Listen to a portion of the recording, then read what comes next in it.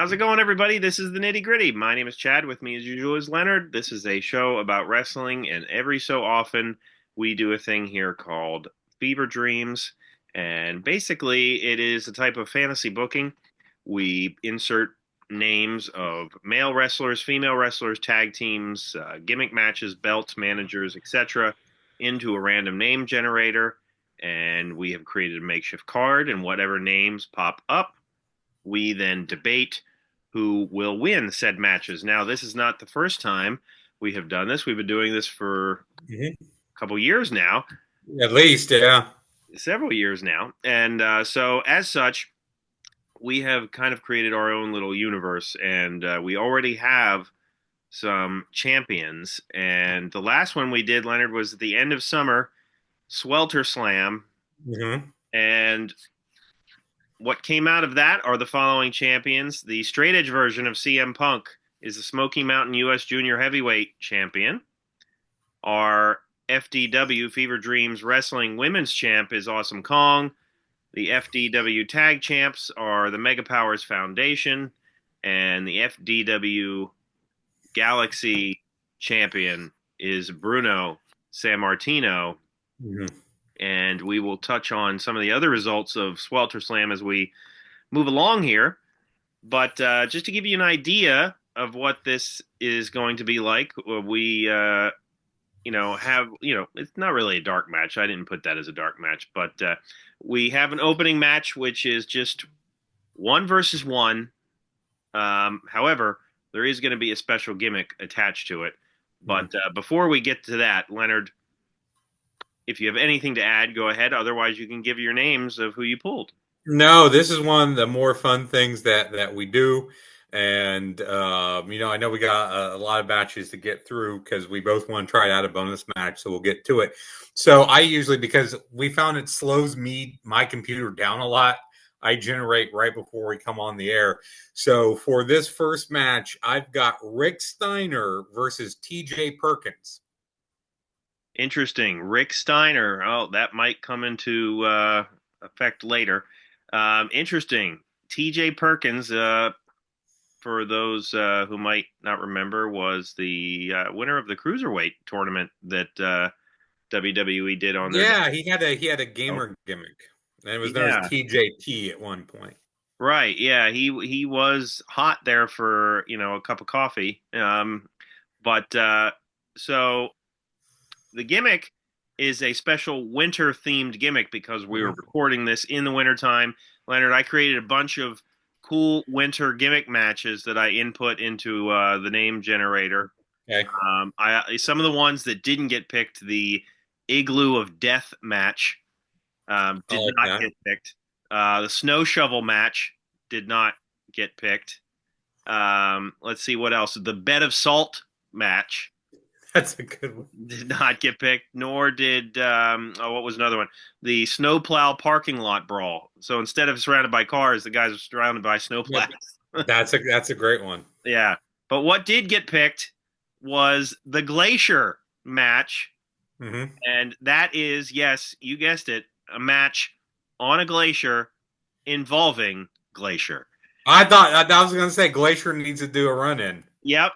Absolutely. A match on a glacier involving Glacier. So, Leonard, you haven't had much time to think, but who do you see winning this now that you know what type of match it is? Okay, well, how is Glacier involved? Well, that we haven't decided that yet. Okay, because here's the thing. If Glacier is involved, I think that favors Rick Steiner because he knows Rick Steiner. That probably. Or maybe because he knows Rick Steiner, maybe it favors TJ Perkins. Because he doesn't like Rick Steiner. I don't remember Rick and Glacier having interaction back in WCW. I don't know. Usually Glacier was, kind of on an island with Mortis and Wrath and doing those types of things. TJ is a light, quick guy, but you're on a glacier that's slippery. That's icy. Right. I think Rick is more of a kind of a ground and pound kind of dude, and thinking that Glacier might go with Rick, and considering that, I go with Rick Steiner. So yeah, I mean, I would love to see Glacier go with T.J. Perkins simply to say, maybe Rick Steiner held him down, and maybe he wants to get back at him because of that. But even if it's 2 against 1, those particular 2 against Rick Steiner, I would still slightly favor Rick Steiner. so, Yes, yes. so yeah, I see Rick Steiner winning this match simply because it is, an unusual terrain and without the ability to use his high flying skills, TJ Perkins, doesn't really become a huge threat in my opinion. Right. Yeah, that's definitely a Rick win. Right. So, all right, moving on. We are going to be doing our Smoky Mountain U.S. Junior Heavyweight Champion. And, in the past, these random belts that we generate, this one's been our belt for a while. Yeah. And we said that the person could turn it in for a huge title shot. But we haven't done that yet, and I honestly don't see that happening here. But we do have a match because Jon Moxley won a lifeguard lumberjack match Yes. at Swelter Slam. So he is challenging CM Punk Straight Edge version for this belt. There is going to be a run-in, and there's managers. So Yes, I've generated those. So CM Punk's manager is going to be Precious Paul Ellering. Ooh, that's best known for working with the Road Warriors. And then Jon Moxley's manager is going to be Arnold Scotland. okay. Best known for working with the World Wrestling Federation in the late 70s, early 80s. I don't remember specifically who he managed. Yep. All right. And then the run-in is WWE first run version of Goldberg.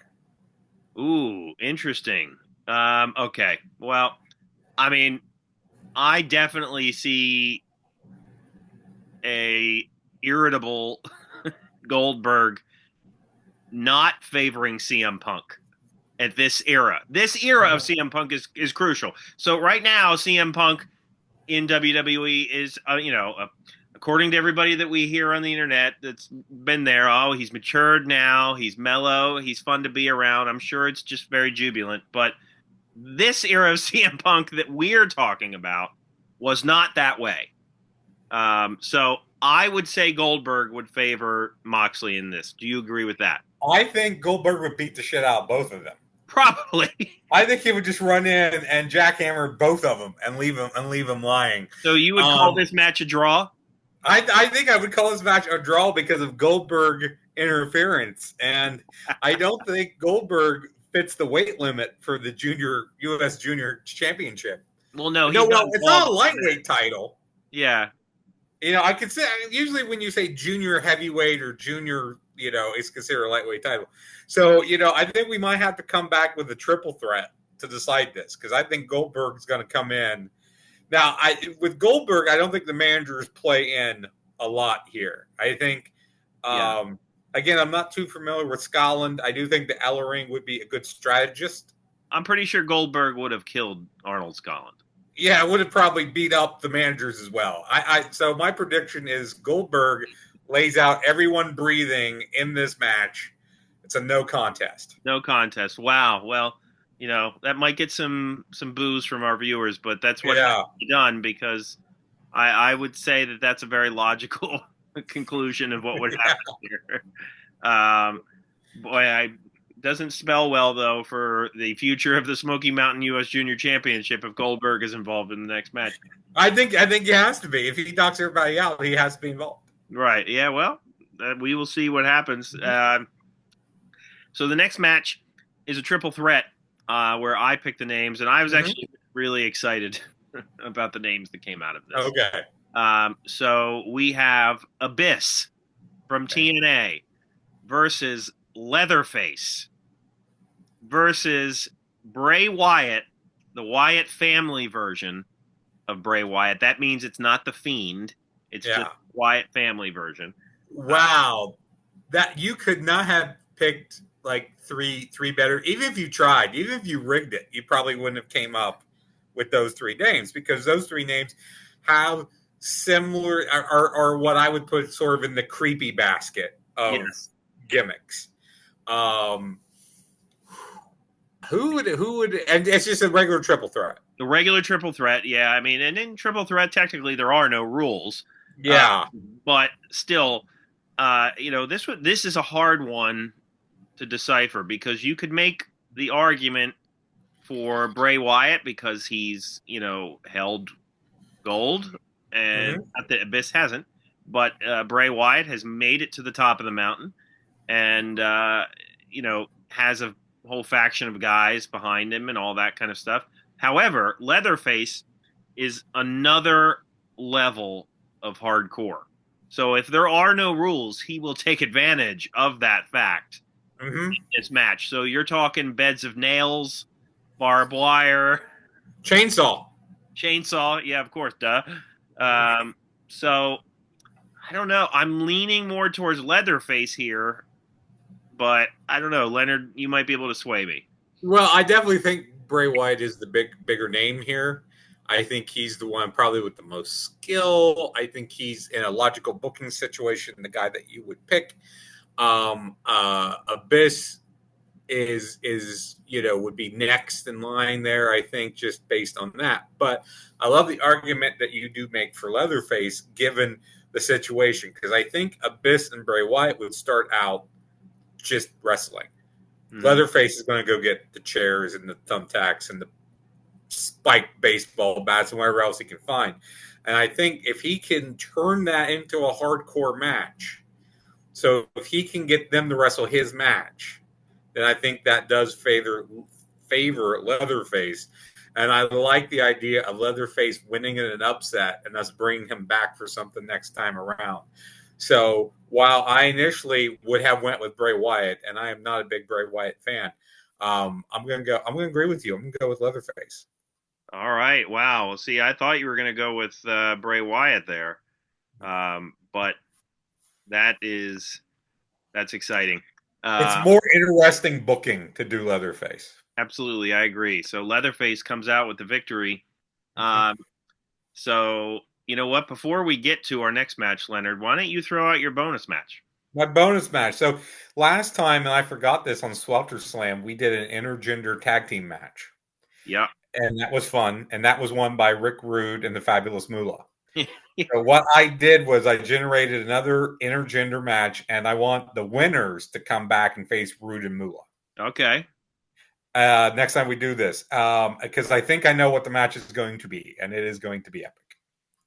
So this match, this intergender tag match, we have Chris Harris from America's Most Wanted, Yeah. and Rockin' Robin, sister of Jake Roberts and Sam Houston, former Okay. WWE Women's Champion. Chris Harris and Rockin' Robin versus Stone Cold Steve Austin and Mae Young.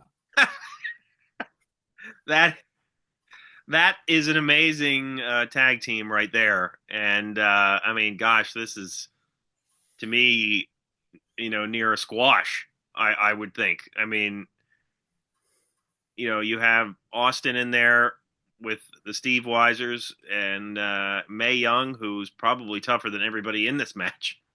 Yeah, yeah, So Steve would tell you that too. right. So yeah, I mean, and Rock and Robin is one of those blips on the early WWF map that there weren't a lot of high points. No, she was the champ in the late '80s, and I think it was the belt was retired shortly after she had it. I think she might have dropped it back to Sherry, and then it got retired, and then it came back under Alundra Blaze. But Right. she, had the belt. I think around '89. I remember her. I think she's better than a lot of people remember her being. But it doesn't say which version of Mae Young. I assume this would be in a prime Mae Young. But Yeah. even old Mae Young would probably still take her out. I mean, Yeah. I So mean, Mae Young in her 80s was going through tables. yeah, So I would have to say Austin and Mae Young win this for sure, and mhm. the fact that we're going to see that match on our next show is exciting. Yes, Austin and Young versus Moolah and Rude is I can't wait for that. That is a great matchup. All right. Well, our next match comes after a previous triple threat match. That is the Mega Powers Foundation of Terrence Bollea and Randall Poffo against Edge and Christian and Owen Hart and the British Bulldog. So after that first triple threat match, we decided that there needed to be a gimmick involved. But not only that, we're adding another team to the match. And before you list the gimmick, Leonard, I'm going to talk about the team that got selected here, because initially I didn't know what this was. I had an idea, but like when it came up, I actually just skipped it to pick again because I was like, I don't feel like looking up who this is. And it gave me a tag team that was worse. And then I picked a second time, and this team came up a second time out of all of our tag teams. Fate. They wanted you to do this tag team. And here's why it's fate. It's a stable. The stable is Immortal. Oh. Yeah. So, yeah, from TNA. From TNA. Yeah. So and I'm going to allow you, Leonard, to pick the names off this list. Okay, yeah, because you're going to have to refresh me who was in Immortal. I know it was like the legend dudes. Yeah, so the leaders were Eric Bischoff and Hulk Hogan. I don't know. Hogan wasn't really in a wrestling capacity in TNA. Yes, but Hogan against himself is always a good plan, but I don't think we're going to do that. Yeah, so we have Abyss, Jeff Hardy, Jeff Jarrett, the entire Fortune stable partnered with them at one time. You have Gunner, Murphy, the referee Jackson James, Rob Terry, Matt Hardy, Valet Karen Jarrett, Ric Flair, Bully Ray, Tommy Dreamer, Chris Harris, Scott Steiner, Mr. Anderson, and Kurt Angle. Wow. Some of those people have already worked tonight. So right. I throw those in there. Initially, I think Gunner and Murphy were the actual tag team of that group. Yes. I think they worked as a tag team. So I would say either Gunner or Murphy, or we could create the Hardy Boys. Or I also like the idea of Jeff and Jeff, of Hardy and Jarrett. The Jeffs. You know what? It would probably be interesting if we put the Hardy Boys in there. You want to do the Hardy Boys? Okay, yeah, we'll put the Hardy Boys in there. As much as I would love to have seen Rob Terry and Kurt Angle. Yeah. Or Kurt and his ex-wife. Yeah, that's true too. All right. So you have Hogan's stable facing against him here in a fatal four-way. Now, Leonard, what is the gimmick? The gimmick is the greatest gimmick ever in professional wrestling history. It is Judy Bagwell on a pole. Oh my God. Oh man. So was that, you're going to have to refresh my memory, Leonard. Was that a hardcore match? So basically, Beth Bagwell's mom, Judy Bagwell, was brought out and was on top of a forklift. And you had to get into the forklift and lower her down to win the match. So with that being given, it's hardcore. It's no DQ. It's no count out. You do whatever you want. You just have to free Judy Bagwell from the forklift. All right. Well, I know that we have been consistent with this tag team for a while, but I don't see any of these teams being able to save Judy Bagwell like the Mega Powers. I know. I mean, the other teams are a little bit. Edge and Christian and the Hardys, of course, have had some great matches together. I think Owen and Bulldog is a nice fit for that. If this was any sort of other kind of gimmick, yeah, I could see them. I could see an argument for them. But the two things with the Mega Powers Foundation is they're the biggest, sort of toughest guys, maybe outside of Bulldog, depending on what version it is that you're dealing with. So, I can see them taking a power advantage. I also see them, doing where, say, Savage is holding everyone off while Hogan goes to the forklift.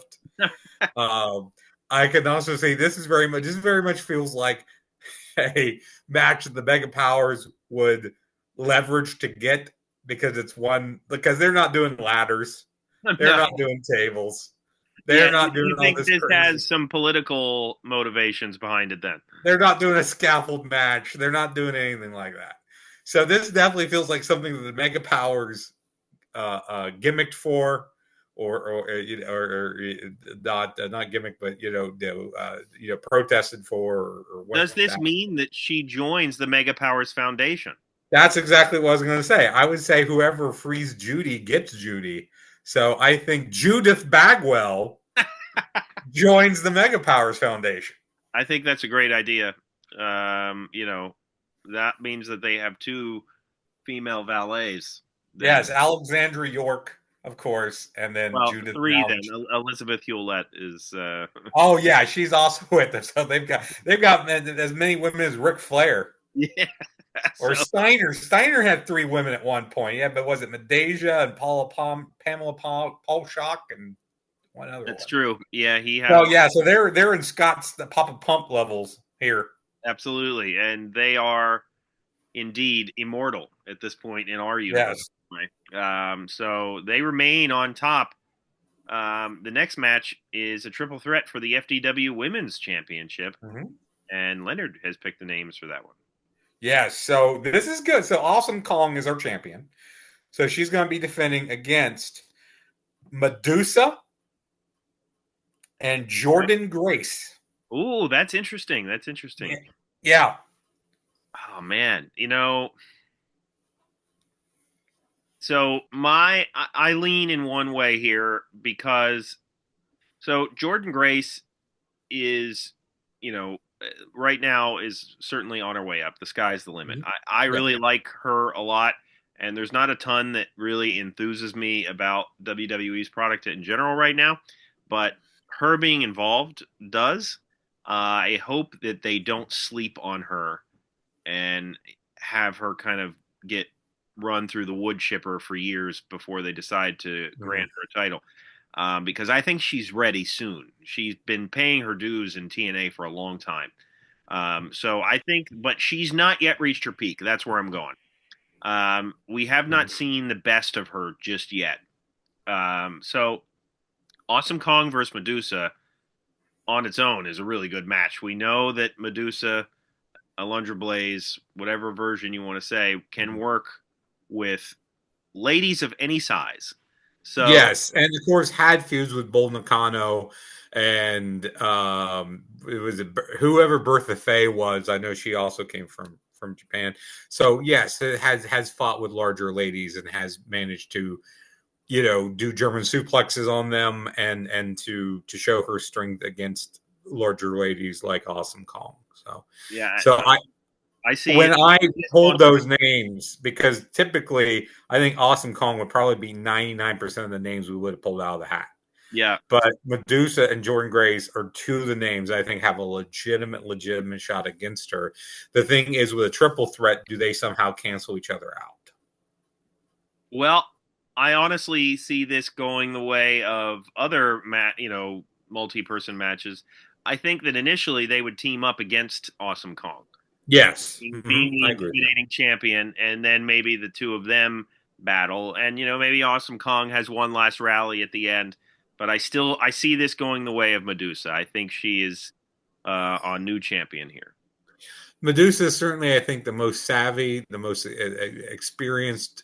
She came up during a couple different, eras. I mean, she came up during the 80s. She was a centerpiece of the 90s. She can work, we know, with the greater Japanese ladies.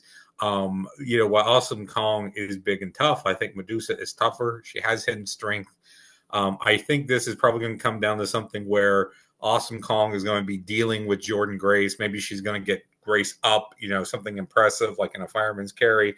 And then Medusa is going to come in, clip the knee, drop kick her, something to take her out, and could even pin Jordan here. But yeah, I think Medusa makes certainly a great, worthy new women's champion for us. Oh, that is a big title change on our event here, which I don't think I made. Did I say the title Blizzard Bash? That was the title I had in my head. Blizzard Bash, yes, you did mention it because we had the winter Blizzard gimmick at the start. Okay, fine. Yeah. If anybody has any better winter titles, please let me know. Yes. So we are leading then to our main event which after the last show, Vader, the Japan version of Vader, won a Fatal 4-Way hardcore swimming pool match Yes. where he held somebody's head underwater for 10 seconds. Yeah, I forget who it was, but yeah, it was like if anybody's going to try to drown someone, it'll be Vader. Right. And so we decided that he was worthy enough for a title shot against Bruno Sammartino. And he has received it here. And there will be a gimmick attached, which I have picked. And it is a last man standing match. That's a great gimmick for this dude. That is awesome. And it does not bode well for the classically trained veteran Bruno Sammartino. So this would be, even if it wasn't a last man standing match, this would be a fun match because I think that, knowing all the stories we've heard about Vader, who is very stiff in the ring, I know that Bruno would give it right back to him. Yes. Which I think would make for an interesting dynamic. And I think that their styles, although they're two bigger dudes, like I don't think their styles are totally dissimilar. No, I think they both, there's the idea that Bruno is a mat-based wrestler or a classic type of grappler, but he could brawl. If you see any of the WWF cage matches he had, the feud he had with Stan Hansen, he could brawl, he could fight. So I think Bruno is a grappler with brawling capabilities. I think Vader is a brawler with wrestling capabilities. Yeah, absolutely. So, flip side of the same coin, big, tough. The fact that this is a last man standing match, I do think favors Vader because I think Vader is going to be willing to do more, like go outside the ring to get a chair, to use the steps, to power bomb Bruno on the entrance ramp, to do these types of things. So I think because of, and again, this is peak Vader. This is best Vader. Even if you've seen Vader, WCW Prime Vader, that's still not as good as the Japanese stuff he was doing. I mean, I agree. Started out as like Leon White at the end of the AWA and went to Japan and turned into what he turned into. So I think the best version of Vader in this type of match has an advantage over Bruno Sammartino. Yeah, I would agree. I do think that we see a new champion here for all the reasons you mentioned. This is the type of match that would favor Vader. He would be able to use, any element he could to get Bruno down for a 10 count. And I think some of the moves that Vader has in his arsenal would be able to do that in addition to all the, stuff outside the ring. So, wow, Leonard, we have two new champions coming out of this event. Vader, the Japanese version of Vader, is our FTW Galaxy champion. And I'm anxious to hear if anybody has any thoughts on who we picked to win that, because you never know. There might be someone could make a real strong argument and even change our minds. So you never know. So my bonus match, Leonard, is a stable match. Okay. We have not done in a while. No, I think this is going to be, I think you'll find this interesting. Okay. We have the Varsity Club. Oh, I love Varsity Club. Versus King Booker's Court. Okay, you're going to have to remind me who's in King Booker's Court. So let's first go over the Varsity Club, which I have here just because. Okay. So let me see. So Kevin Sullivan. Yep. Mike Rotundo. Rick Steiner. Steve Williams. Yep. Okay. Those are the four I can think of off the top of my head. Dan Spivey. Oh, damn. I forgot Dan Spivey was in there for like a minute. And then I can't tell if this is one valet or two. Leia Meow. Oh, Leia Meow. Yeah. That's one person? No, Leia Meow is one person, yes. Okay, so that would be it then. Yes. I don't remember Leia Meow being involved with the Varsity Club. So that means you need to choose, Leonard. You can choose who of the Varsity Club gets in this match. And that's why I said earlier about Rick Steiner. Because Rick's already worked. I don't think I can use Rick because Rick's already worked. I'm going with I'm going with Mike Rotunda and Dr. Death. I think those are the two best guys. Well, since this is a stable match, you got to go with three. I'll go with three. Then Sullivan, Williams, and Rotundo, I think, would be the best representatives, considering that I don't want to use Rick twice. All right, and yeah, I mean you can't use Rick twice because he's on a glacier, for goodness sakes. That's right. Like he would probably have to be flown in Yeah. to wherever we're at. King Booker's court was, of course, King Booker T, William Regal, Fit Finlay, Queen Charmel, and I assume this is Hornswoggle, the little bastard. Yeah, that's Hornswoggle. Yeah. Right. So that means you have the Varsity Club against Booker T, Regal, and Finlay. Wow. That's just going to be meaty people slapping the crap out of each other. Yeah. Like, so in AEW, sometimes when you have two big burly guys, now they yell meat in the crowd. They just yell meat, which I think is funny. So, you might have. Okay, I looked up Leia Meow. She was a Nitro girl, and she was. So the Varsity Club came back, like, at one point, and it's when Vince Russo was like, everybody has to have a Nitro girl. Yeah. And so she was the Nitro girl, because I thought, wait a minute, she's later than the Varsity Club. But it's when they came back in, like, 99 or something. So, yeah, it was Vince Russo went through a period where I don't care who you are, you had to have a Nitro girl. He gave everybody a Nitro girl. So even Kevin Sullivan got a Nitro girl. Well, I think seeing Dr. Death and Fit Finlay in a match together, I think would be fantastic. I would certainly pick, if it were one-on-one, I would certainly pick Dr. Death. But yeah, all these guys work stiff, and they're all except for Booker T. Booker, I think, is the weak link here. Really? Yeah. I think he is, because he is not, of all those people, all those six guys, I would say he is the least tough. Yeah, I mean, Kevin Sullivan is certainly not chiseled out of stone, but he is a tough guy. He's a tough guy. I also think that Booker's style is different than the other guys. I think other guys have a mix of, like, what I would call maybe tough mat wrestling. Yeah. Or not really brawlers, but they're impactful moves and power type of moves with that. So Booker, I think, sticks out a little bit like a sore thumb here. I definitely think he would be if it's a, none of these people are faces, but if it's like a face in peril hot tag situation, I think Booker is the guy who's going to be the subject of that. Interesting. You might have swayed me there, because I initially, in my head, I would have just assumed Kevin Sullivan, but the way you talk about it now makes me think that the Varsity Club would have the upper hand here. Is that where you were leaning as well? Yes, because of, and again, it's because of the mix of guys. If it was, some three other guys, it could change my mind. But the fact that Regal and Finlay have a very specific style, and I think that does mesh well more with the Varsity Club. I think the Varsity Club, because of Sullivan, great strategists. If you go back and look, they worked all their matches very smartly. So I think they would isolate Booker and beat down Booker. Now, Booker gets the hot tag. Who knows? I think, I don't want to end on another no contest, but Finlay going ape shit with the shillelagh is always a possibility here on this one. Does the little bastard give them an upper hand? Maybe he distracts the Varsity Club at the end. I think he would bite Leia Meow in the butt.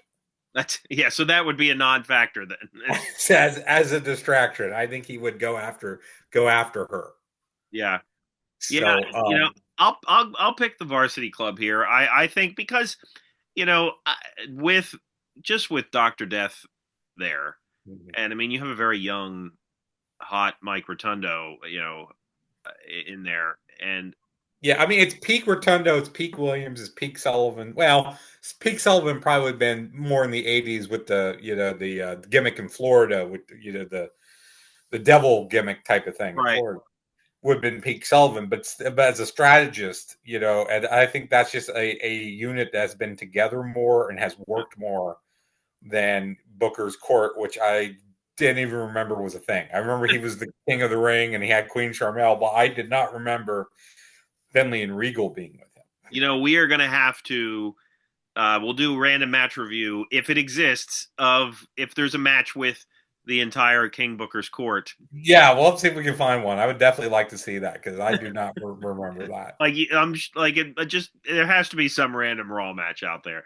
Yeah, and I do remember King Booker, and that was a great career revitalization for him, giving Which him. is surprising considering it was a King gimmick. Yeah, but it was something just completely different for him to do, and the fact that he committed to it 100%, and so did Charmel. Yeah, I know we talked crap on Charmel when she got in the Hall of Fame. What was it 2 years ago? did, yeah. But she did commit herself to the gimmick just as much as he did, and that really did help to get it. Yeah, no, absolutely. All right. Well, that makes for a fun end for our Blizzard Bash show. Mm-hmm. Like I said, please tune in, and if you have matches that you think we should discuss, we would love to take requests. Sure. That would also be a lot of fun. So check out our other videos: segment surgery, random match reviews, and we are available wherever you listen to podcasts. Hit the like button on this video and subscribe to our content. For Leonard, my name is Chad, and we will see you next time.